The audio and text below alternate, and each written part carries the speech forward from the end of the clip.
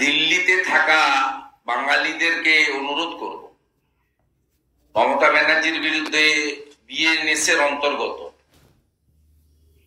ওনার fake পোস্টের জন্য FIR করা উচিত এবং দিল্লি পুলিশের কাছে দাবি করব অবিলম্বে মমতা বন্দ্যোপাধ্যায়ের বিরুদ্ধে সাইবার অ্যাক্ট অনুযায়ী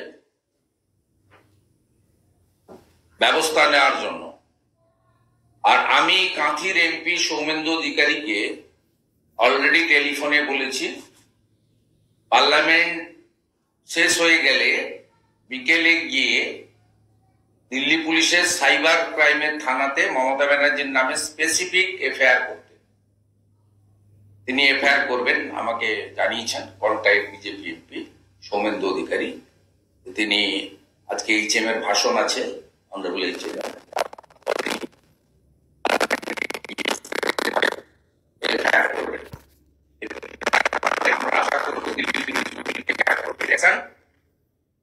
এবং দিল্লি পুলিশ যথাযথ কাজ করবে এটা আমরা আশা করি।